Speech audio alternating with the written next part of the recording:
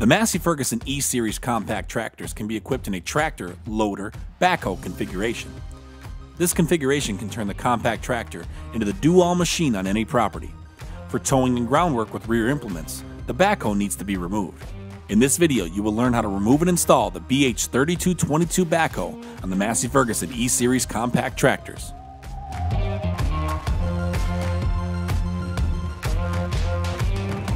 Park the tractor on a hard, level surface. Unlock the stabilizers.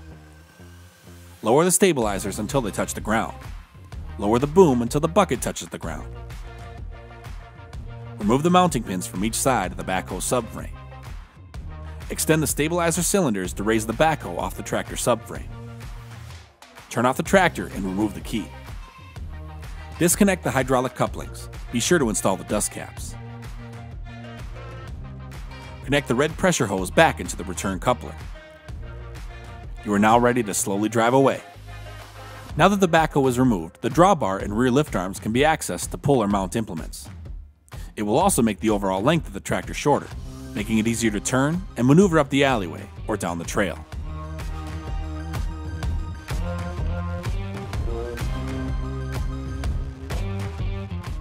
Slowly back up, aligning the tractor subframe to the backhoe subframe. Set the park brake, turn the tractor off, and remove the key. Disconnect the red pressure hose from the return coupler on the rear of the tractor. Connect the color-coded tractor and backhoe hydraulic hoses. Restart the tractor to provide hydraulic flow to the backhoe. Lower the backhoe onto the tractor subframe by retracting the stabilizer cylinders. Install the mounting pins. Raise the stabilizers and boom all the way up. You're now all set. Massey Ferguson E-Series compact tractors outfitted with a loader and backhoe are a perfect match for large property owners with a long list of projects, or the outdoorsman with conservation plans.